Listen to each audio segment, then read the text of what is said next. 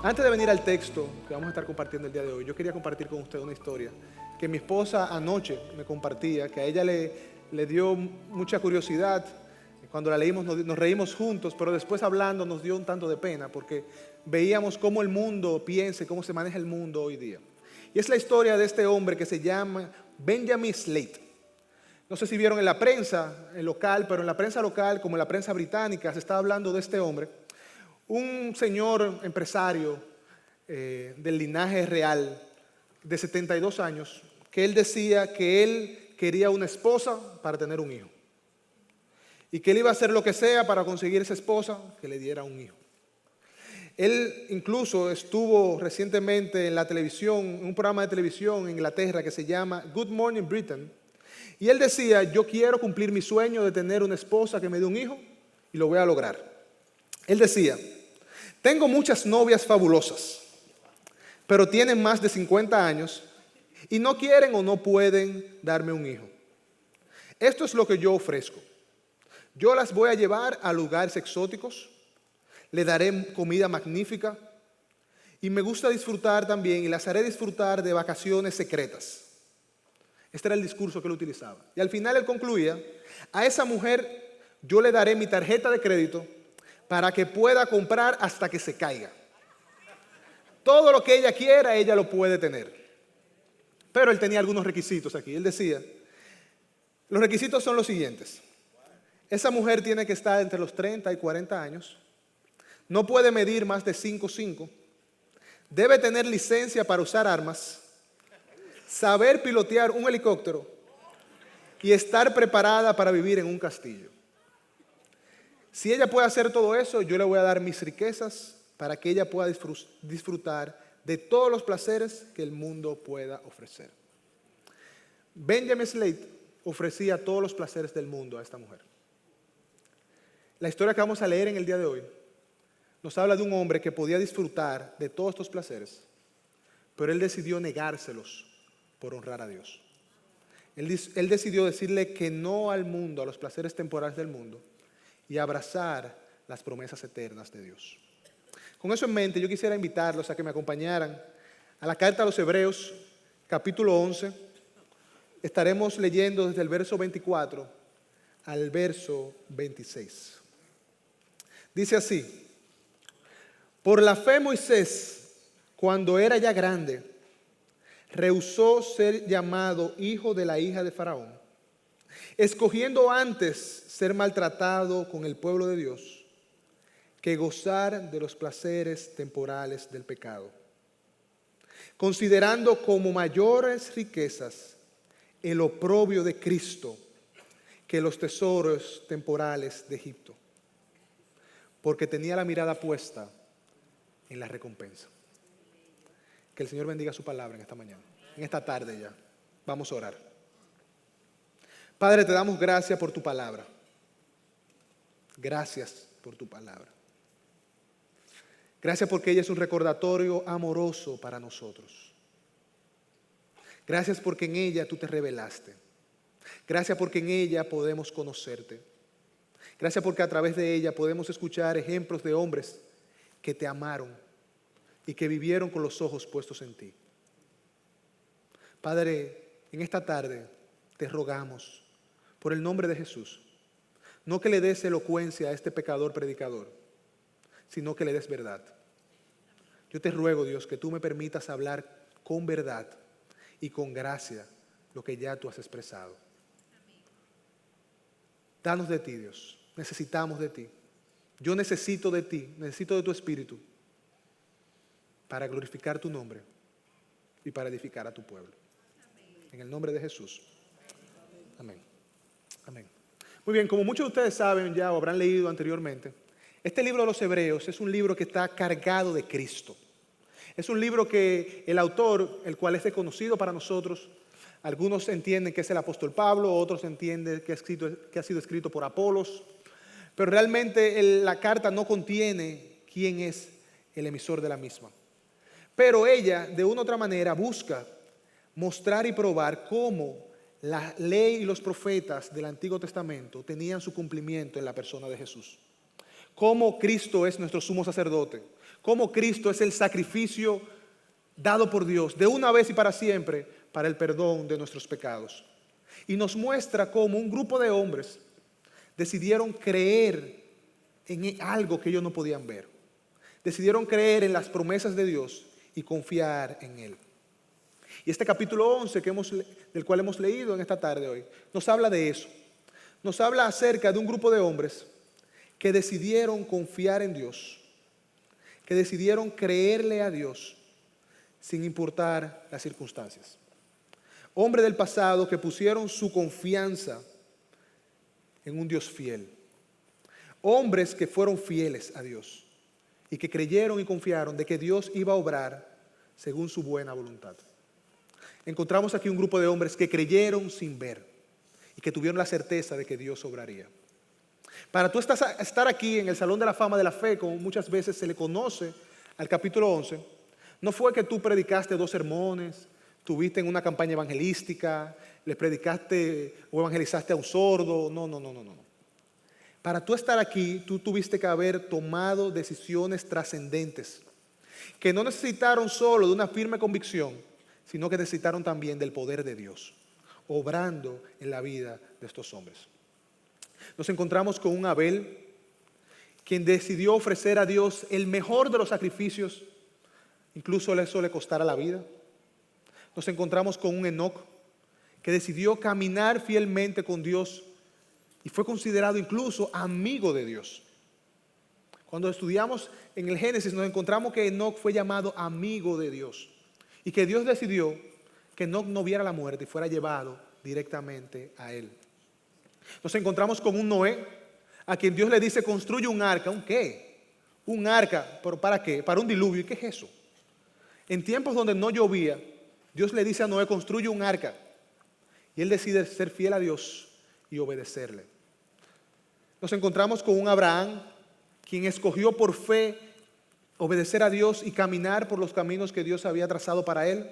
Abraham, sal de tu tierra y tu parentela a un camino que yo te mostraré. ¿Pero a dónde es eso? Yo te voy a mostrar, pero ¿para dónde voy? No, sal por ahí que yo te voy a mostrar dónde es. Y Abraham, sin ver, ¿qué hace? Él sale confiando en Dios. E incluso cree que Dios iba a proveer un sacrificio cuando él lleva a su hijo Isaac y está dispuesto a sacrificarlo por obedecer a Dios. Nos encontramos con Isaac, Jacob y José, que escogieron creer en las bondades de Dios y en las promesas que él le había hecho a su padre Abraham. Y aquí nos encontramos en el verso 24 con un Moisés, quien tiene que tomar una decisión: o cambiar lo temporal, o disfrutar lo temporal, o vivir en base a lo eterno. Aquí en este texto nos encontramos a un Moisés que tiene que confiar en Dios, y él decide renunciar a su lugar de honor y prestigio para ser tratado como esclavo. Disfrutar de los prestigios que a él le correspondían como hijo de la hija de Faraón.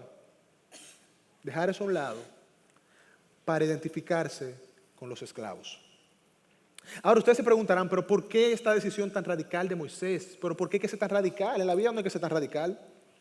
¿Por qué esto, Moisés? Para entender esto debemos dar un viaje a los primeros capítulos del Éxodo y los últimos capítulos del libro del Génesis, donde encontramos el por qué Moisés tiene que tomar una decisión. Yo no voy a leerlos porque es tanto largo. Yo lo que voy a tratar es con ustedes en esta tarde de que caminemos juntos y lo voy a tratar de parafrasear. Esta historia de Moisés, de por qué Moisés tiene que tomar esta decisión, comienza en los últimos capítulos del libro del Génesis, donde nos encontramos cómo Dios, de una manera sobrenatural, utilizó la venta de José como esclavo para llevar a José a Egipto y hacer que José fuera el segundo al mando solamente por debajo de Faraón. En ese momento en la tierra había una gran hambruna y Dios le da una visión a José que le permite salvar la vida de todo el pueblo egipcio.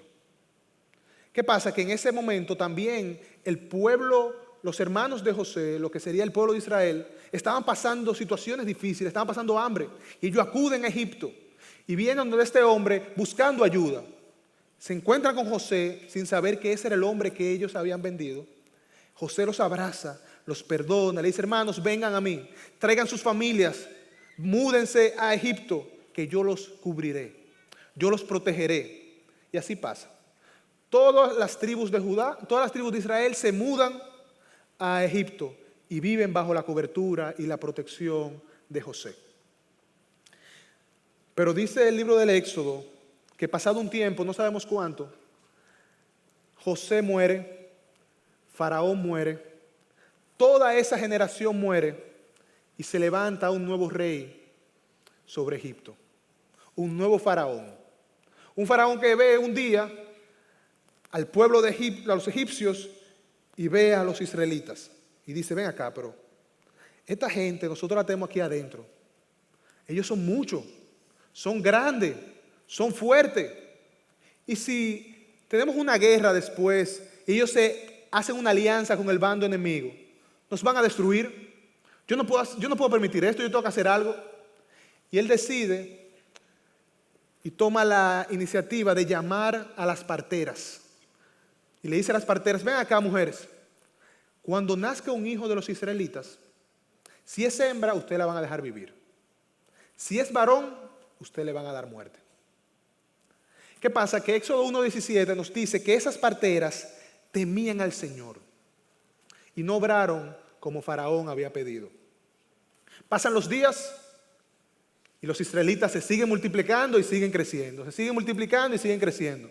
Y Faraón dice: pero ¿y qué pasó aquí? Mujeres, ¿por qué ustedes no me obedecieron? Ah, no hay problema, yo me voy a encargar de otra manera. Y él proclama un edicto y dice: todo niño varón nacido de los israelitas al nacer tiene que ser tirado al río. Ya no es algo opcional, ya es algo obligatorio. Todo niño varón de los israelitas tiene que ser tirado al río. Y en este contexto, en ese momento, nace Moisés. En ese tiempo donde había que matar a los israelitas, nace Moisés. Y nos dice el pasaje que los padres, cuando vieron a este niño, vieron que era hermoso. Y gracias a Dios que era hermoso, porque si es como alguno de los hijos de nosotros, ustedes saben que uno lo ve y dice: bueno, ¿a quién que se parece? Él es como gracioso, sí. Ese es un tío que el hermano del abuelo. Pero en el caso de Moisés, dice el texto que era hermoso. Y cuando nos vamos al original, ese término hermoso no es simplemente de belleza física, sino que ellos vieron que era bueno para Dios.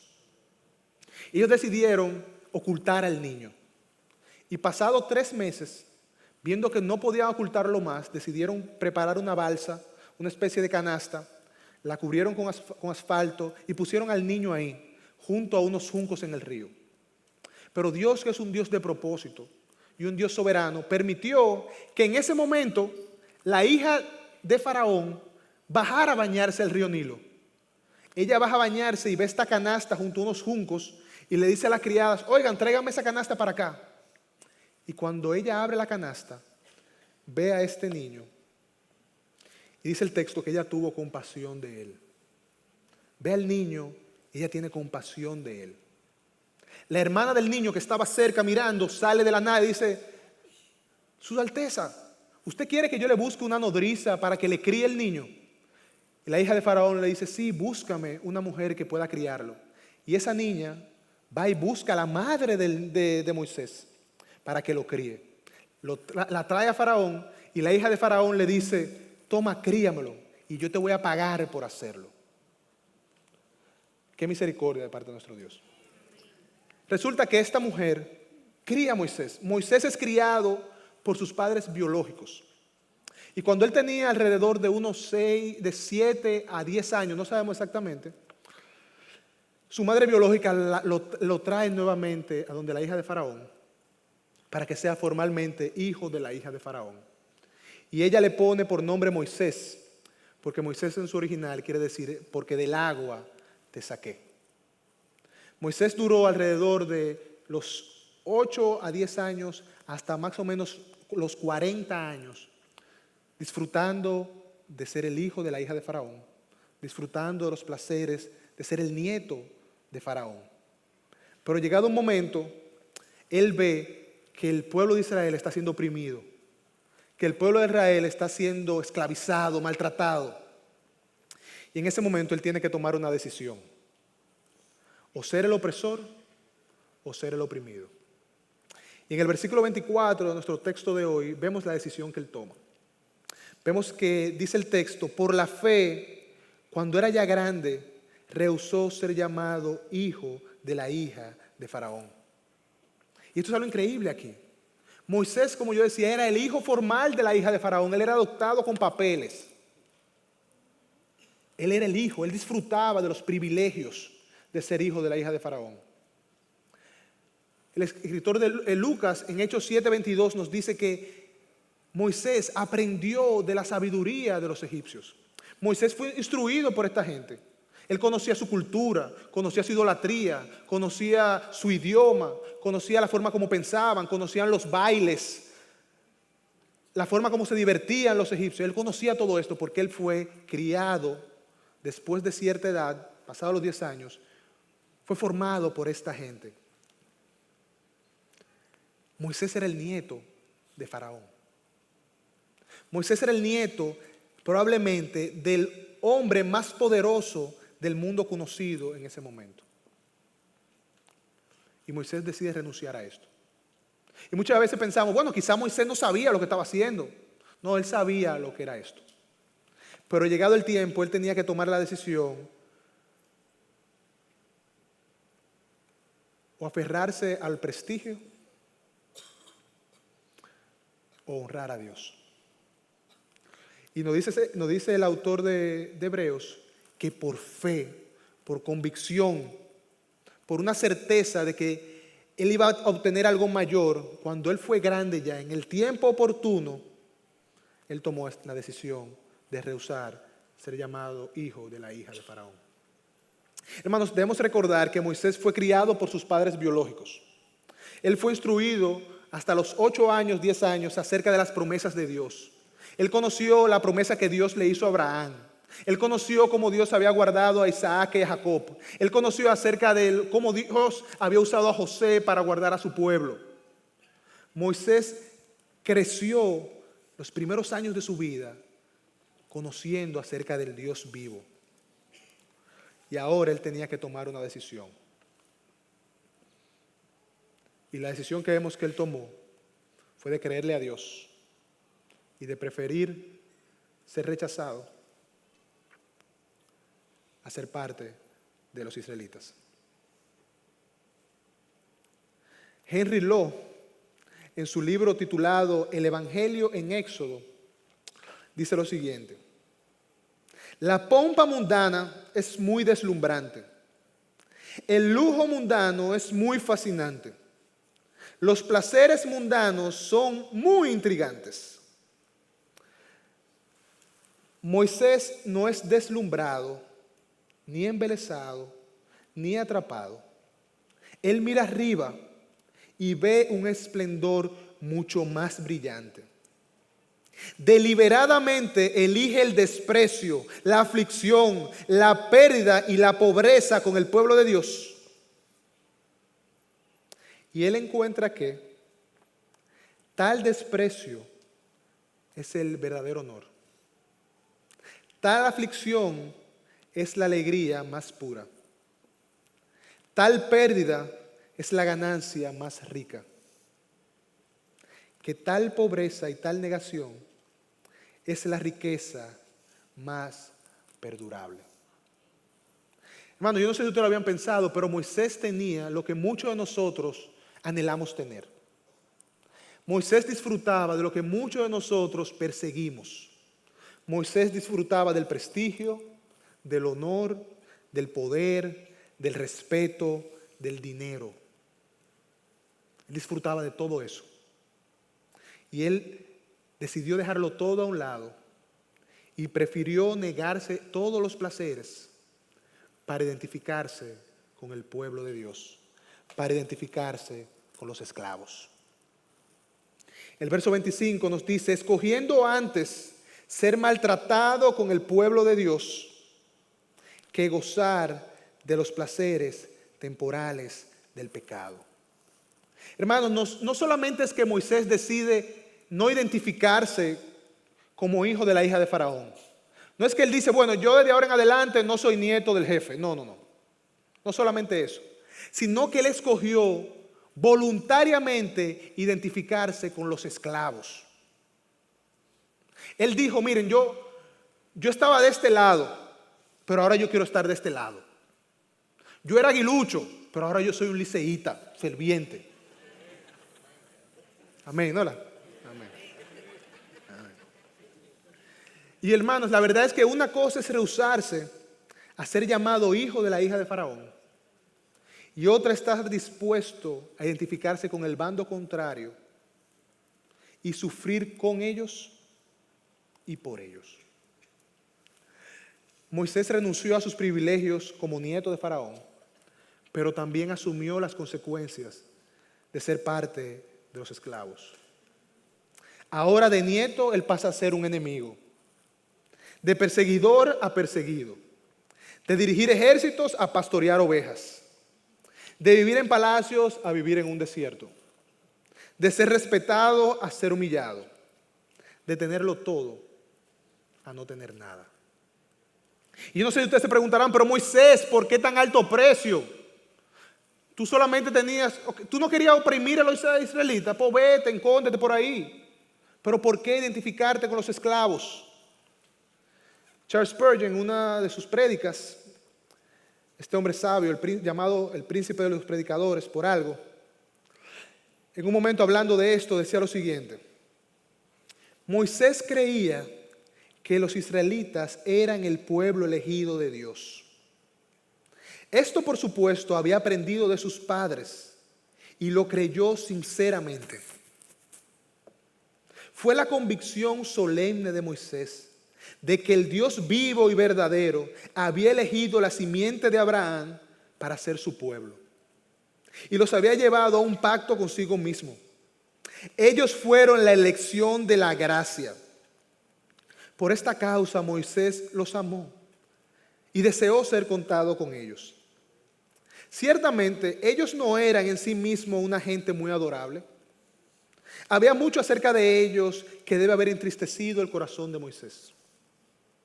Eran ignorantes, eran necios, eran tercos, eran esclavos, pero eran el pueblo de Dios. Moisés se identifica con los esclavos no porque él tenía un sentido de altruismo, sino porque él sabía que ese era el pueblo de Dios. Amados, algo que tenemos en común, todos aquellos que formamos parte del pueblo de Dios, es que nosotros no somos muy diferentes a los israelitas. Nosotros somos tercos, somos necios, somos ignorantes, somos pecadores. Pero somos pecadores que hemos sido perdonados por la sangre de un buen Dios que se entregó por amor a nosotros. Un buen Dios que así como eligió a los israelitas para ser su pueblo, a través de Cristo Jesús nos ha elegido a nosotros para ser suyos. Mira a tu hermano alrededor en esta tarde. El que está al lado de ti hoy es digno de que tú te identifiques con él. No por su circunstancia, no por quien él es, sino por el Dios a quien él representa. Moisés entendió esto y por eso él prefirió ser maltratado con el pueblo de Dios antes de gozar de los placeres temporales del pecado. Y este es un concepto interesante aquí, los placeres temporales del pecado. Algo que nosotros no podemos negar es que el pecado trae placer. El pecado es divertido. El pecado tiene la capacidad de envolvernos. Muchas veces aquellos que solemos hacer dieta decimos, ¿por qué es que lo malo engorda? Porque el pecado tiene ese poder. Aquello que muchas veces nos da sabor, lo disfrutamos, nos comemos un helado, este helado que es tan bueno, pero engorda. La fritura la preferimos antes que lo sancochado. Ese placer que da el pecado es real. El pecado da placer. Pero es un placer que es temporal. Es un placer que no es duradero. Cuando termina el pecado, el pecado termina el placer. Y ahí inician las consecuencias. Es una realidad, hermano, no podemos negar eso. El pecado es placentero, pero es fugaz. Ahora, para entender bien esto, debemos definir correctamente qué es el pecado. El apóstol Juan, más adelante, en 1 de Juan 3:4, en su primera carta, dice lo siguiente, definiendo lo que es el pecado. Él dice, todo el que practica el pecado, practica también la infracción de la ley. Porque el pecado es la infracción de la ley. Todo aquello que sea contrario a la ley moral de Dios es pecado para nosotros. Todo aquello que no exalte el nombre de nuestro Dios se convierte en pecado para nosotros. Y eso no importa cuán bueno sea la acción en sí misma. La madre de John Wesley da para mí la mejor definición de pecado. Ella decía, cualquier cosa que debilite tu mente, tu razonamiento, altere la sensibilidad de tu conciencia, oscurezca tu apreciación de Dios o te quite tu pasión por las cosas espirituales.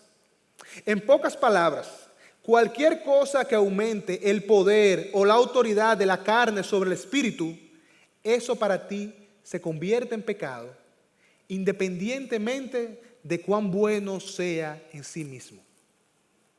Joan, desenvuelve un chin eso ahí. La verdad, hermanos, es que hay cosas que en sí mismas pueden ser lícitas, pueden ser correctas, pero el uso que nosotros les demos, la forma como lo hagamos, la motivación de mi corazón al hacerlo, puede traer que eso sea pecado.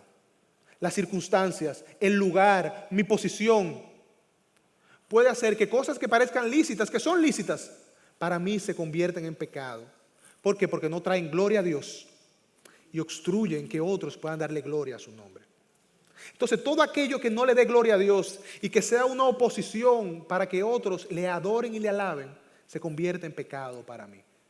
El apóstol Pablo, en 1 Corintios 10, se encontró con este revuelo.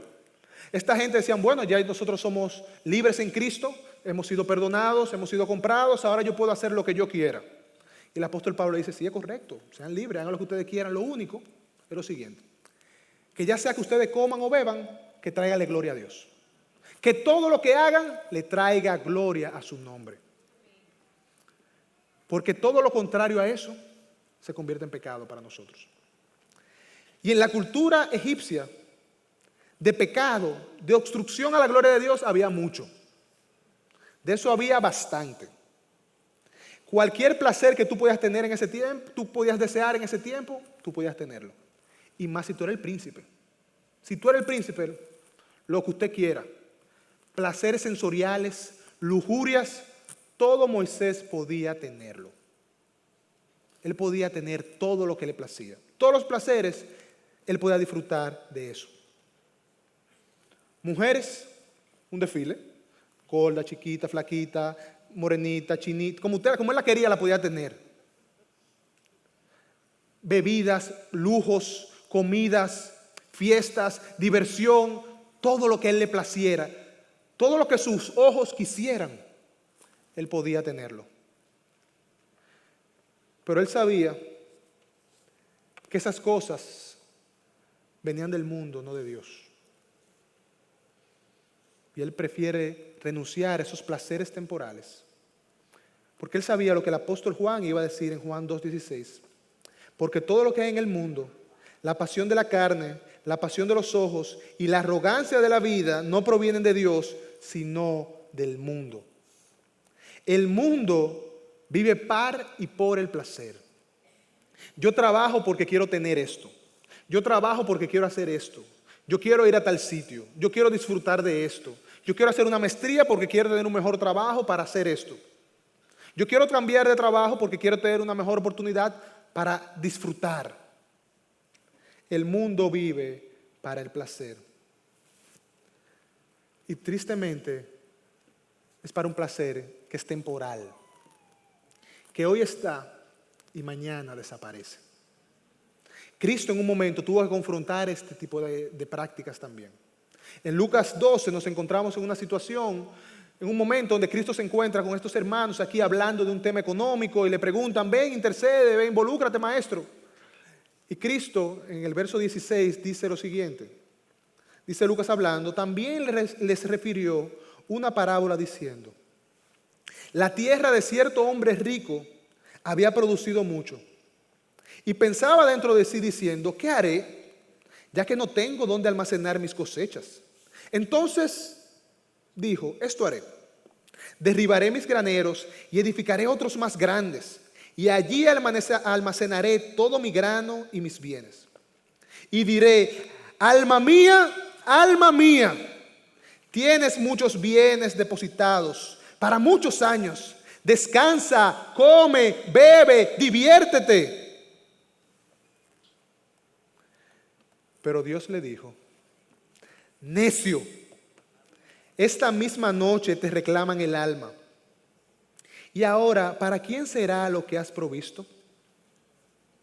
Así es el que acumula tesoros para sí y no es rico para con Dios. Todo aquel que vive para el placer temporal, aquel que vive para acumular aquí en la tierra, es un necio. Cristo nos llama a acumular en los cielos, donde la polilla no corroe. Acumular en su presencia, acumular para Él, vivir para su gloria. ¿De qué nos vale a nosotros tenerlo todo, pero no tenerlo a Él? ¿De qué nos vale disfrutar de los placeres temporales que hoy son y mañana dejan de ser, pero no tenerlo a Él? Hermanos, la diferencia entre nosotros cristianos y la gente del mundo es que ellos persiguen un placer que es fugaz. Y a nosotros se nos ha garantizado un gozo que es eterno. Y es algo que nosotros debemos entender cada día. La diferencia entre el mundo y nosotros es que ellos viven y persiguen placeres que son fugaces. Pero a nosotros se nos ha garantizado, se nos ha prometido un gozo que es eterno. El salmista en el Salmo 16:11 dice lo siguiente: Señor, en tu presencia hay plenitud de gozo, no un chin de gozo, no un poquito de gozo, no mucho gozo, no hay suficiente gozo, hay plenitud de gozo. A tu diestra son los deleites para siempre, no por un momento, para siempre. Lo que nosotros tenemos, hermanos, en Cristo son deleites, son promesas, es un gozo eterno que nada ni nadie puede separarnos ni apartarnos de Él. La realidad, hermanos, es que el placer depende de las circunstancias, pero el gozo que se nos ha prometido es un gozo interior y no es perturbado por el entorno. El placer que da el pecado siempre cambia, pero el gozo es constante. Las delicias mundanas a menudo son seguidas por la depresión. El gozo verdadero se basa en Jesucristo, que es el mismo ayer, hoy y por los siglos de los siglos. Para seguir experimentando placer, debemos correr de un estímulo a otro. Porque llega un momento donde ya esto que antes me daba placer, ya me da lo mismo. Pero el gozo que se nos ha entregado es todo lo contrario, porque es un regalo que viene de Dios. Hermanos, Satanás sabe esto.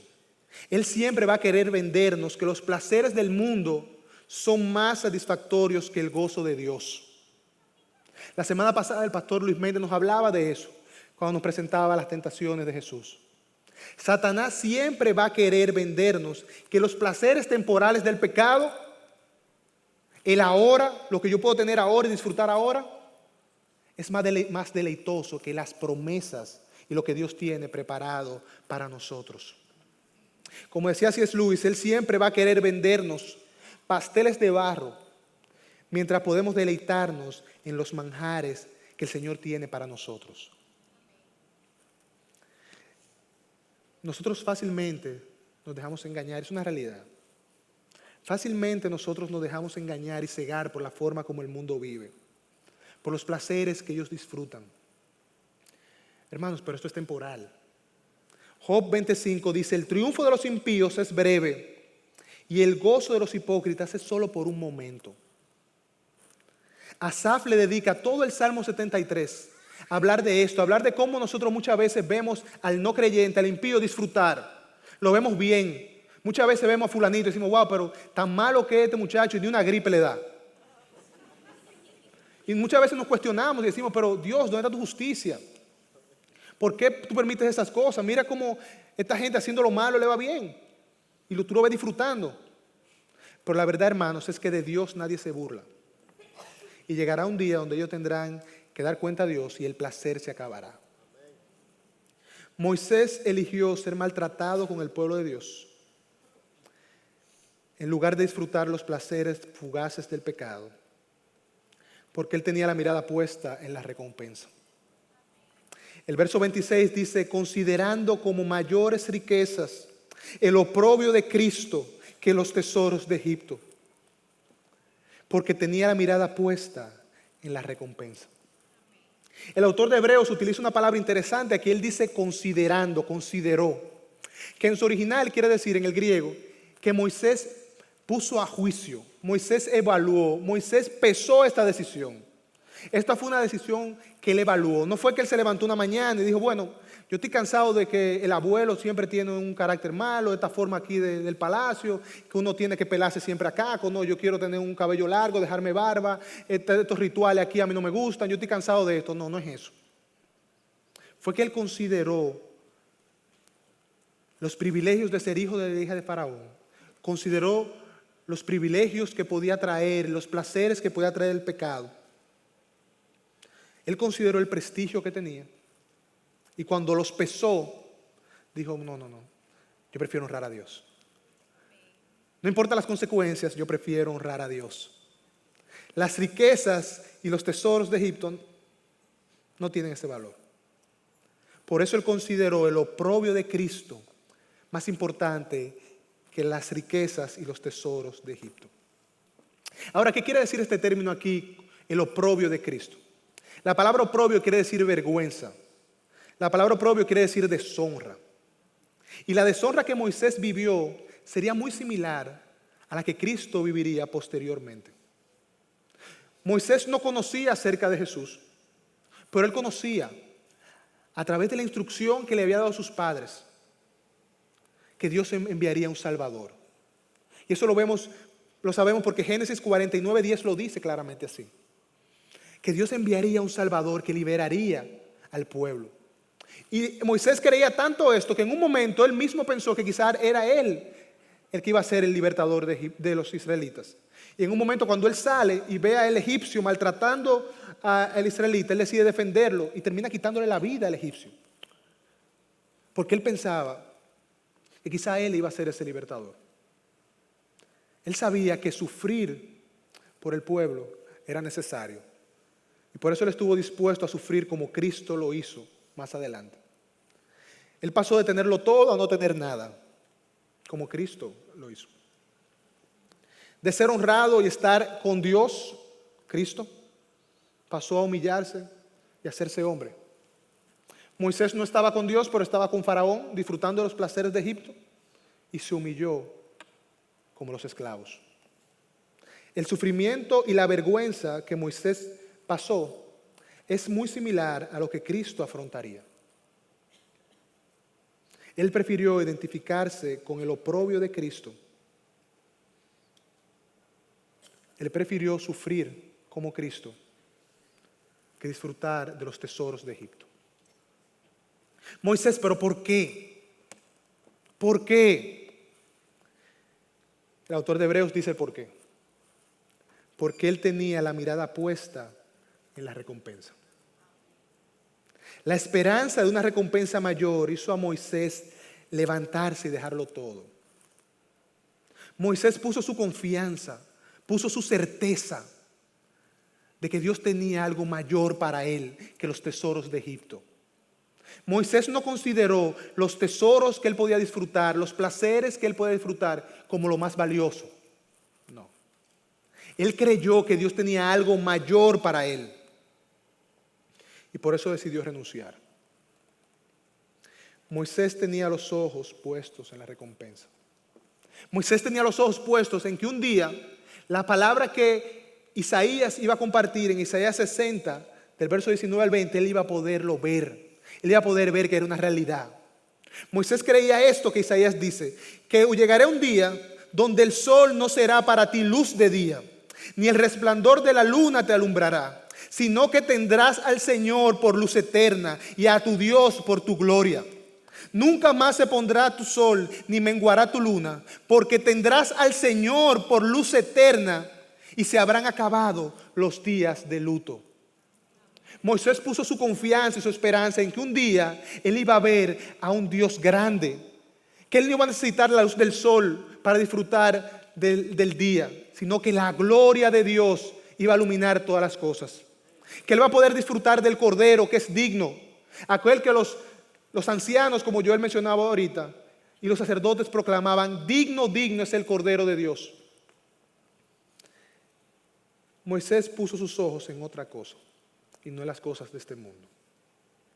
Y por esa razón él consideró todos los reinos de Egipto, todos los tesoros de Egipto como basura. Y esto me parece mucho a lo que el apóstol Pablo dice en Efesios 3, del 7 al 8. El apóstol Pablo dice: pero todo lo que era para mi ganancia, lo he estimado como pérdida. ¿Por amor de quién? Por amor de Cristo. Y aún más, yo estimo como pérdida todas las cosas en vista del incomparable valor de conocer a Cristo Jesús, mi Señor, por quien lo he perdido todo y lo considero como basura a fin de ganar a Cristo. Moisés entendió que Jesús es digno. Moisés entendió que Cristo iba a ser su recompensa. Cristo es el medio que hace posible todas las cosas, hermanos. Y a él fue que Moisés vio. En él fue que Moisés puso los ojos.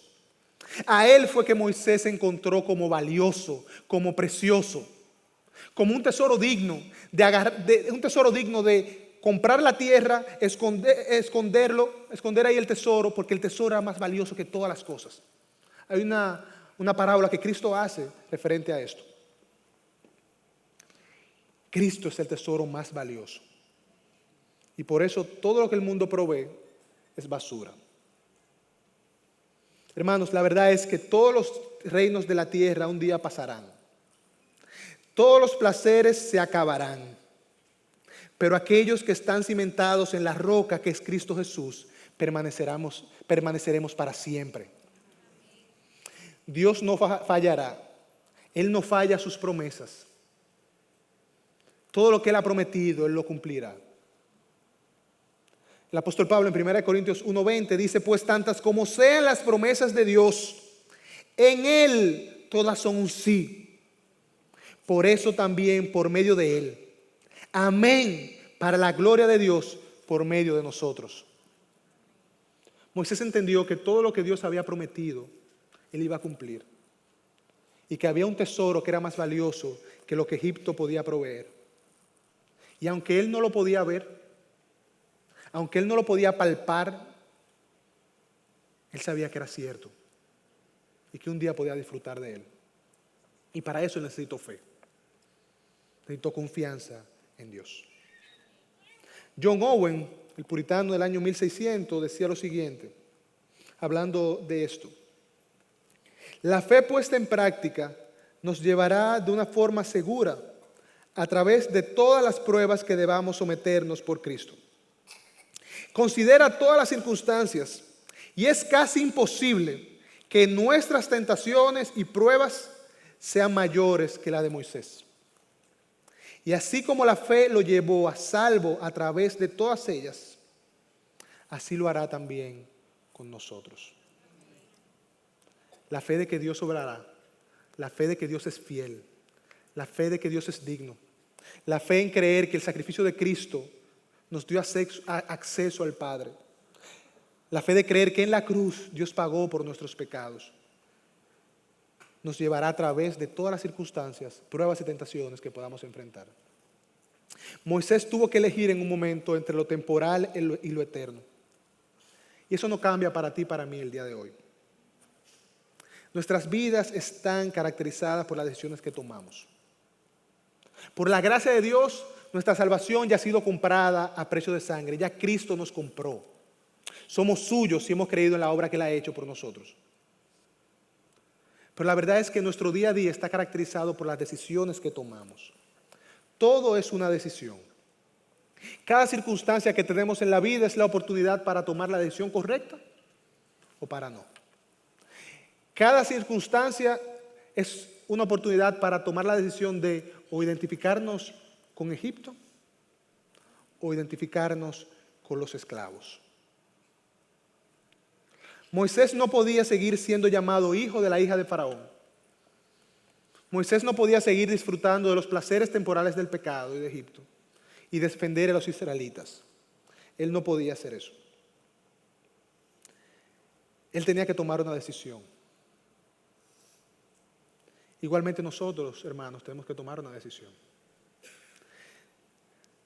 Moisés no podía vivir en los dos mundos. Nosotros no podemos vivir en los dos mundos. O somos de Cristo o somos del mundo. O vivimos para la gloria de su nombre o vivimos para la gloria de nuestro nombre. Pero no podemos vivir en dos mundos. Esto es incongruente con lo que nosotros somos. Es incongruente con lo que hemos recibido. Y esto es algo que nosotros tenemos que tomar en cuenta, porque es algo muy delicado y peligroso. Santiago, en su única carta, en Santiago 4:4, hace un llamado en cuanto a esto. Y él dice: oh almas adúlteras, ¿no saben que la amistad con el mundo es enemistad con Dios? Si alguien quiere ser amigo del mundo, se vuelve enemigo de Dios. Y esto es grave. Esto es grave. Nosotros sabemos y creemos por fe que aquellos que hemos creído en Cristo, nosotros no vamos a perder nuestra salvación. Pero es grave que aquellos que hemos sido comprados a precio de sangre, estemos viviendo como el mundo y disfrutando lo que el mundo disfruta. Es grave que nosotros que hemos sido llamados suyos, anhelemos y persigamos los deseos del mundo. Hermanos, yo sé que aquí hay muchos hermanos hoy que están cansados, que han buscado afanosamente los placeres del mundo, muchos los han alcanzado y siguen vacíos.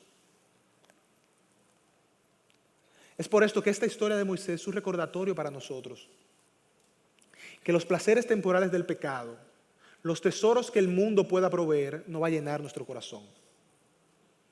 Nosotros leemos la noticia, la prensa, de cómo gente poderosa que tiene lujos, placeres, este famoso chef que recientemente se quitó la vida, esta diseñadora de moda que recientemente se quitó la vida, ella disfrutaba de todo, ellos disfrutaban de los placeres del mundo. Pero al final estaban vacíos. Porque solamente Cristo puede llenar nuestro corazón. Solamente Cristo puede llenar la ansiedad de nuestros corazones. Hermanos, si tú estás ahí hoy, persiguiendo los placeres del pecado, los placeres que Satanás vende como verdad, yo quiero rogarte en el nombre de Jesús que te devuelvas. Y quiero recordarte que solo en Cristo hay deleite para nuestras almas. Y hasta que nosotros no lo veamos a Él como quien Él realmente es, nosotros seguiremos siendo engañados. Hermanos, que nosotros al ver la vida de Moisés, al venir a la Escritura, podamos ver a Cristo como nuestro tesoro, como el único que puede satisfacer la necesidad de nuestro corazón. Cristo es nuestra recompensa. Warren Wiersbe, hablando sobre la historia de Moisés, él dice que en la antigüedad las decisiones que tomamos, él decía, tanto Moisés como Abraham en la antigüedad, las decisiones que tomamos hoy determinan la recompensa del mañana. Más que eso, nuestras decisiones deberían estar motivadas por las expectativas de una recompensa. El énfasis en la epístola de Hebreos no es que vivamos por lo que el mundo promete, sino que vivamos por lo que Dios ha prometido. El pastor John Piper también hace referencia a esto, diciendo que nosotros, la única forma que podemos luchar y batallar y vencer los placeres temporales del pecado, es cuando nosotros encontremos un placer superior en Dios. Hasta que Dios no sea nuestro deleite, hasta que Dios no sea nuestra delicia, hasta que Cristo no sea lo más valioso, el pecado va a tener poder sobre nosotros. Hermanos, que al salir esta mañana de aquí, nosotros no vengamos y malentendamos este mensaje y pongamos nuestros ojos en Moisés.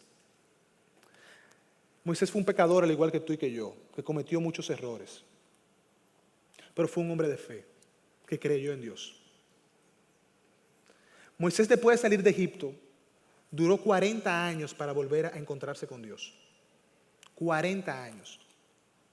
Después de haber tomado la decisión que él tomó, él duró 40 años en el desierto. Y en ese tiempo él pasó un sinnúmero de cosas, pero él tenía puestos los ojos en la recompensa. Que al salir esta mañana de aquí, podamos salir no mirando a Moisés, sino mirando la recompensa, que es Cristo. Que al salir de aquí tú puedas mirar al hermano que te queda alrededor y tú puedas decir como Josué decía en Josué 24:15, y si te parece mal servir al Señor, escoge a quién vas a servir. Pero en cuanto a mí, yo y mi casa serviremos al Señor. Que al salir de aquí en esta mañana podamos salir con una convicción genuina de que nuestro deleite está en Él, en servirle a Él, en gozarnos en Él. Que el Señor ponga nuestra mirada en Cristo, que es nuestra recompensa. Y que los placeres temporales del pecado se disipen. Y sabemos que si nuestros ojos están en Él, el pecado, la tentación, desaparecerá. Que el Señor bendiga su palabra, que bendiga a su pueblo y que nos ayude a caminar en pos de Él.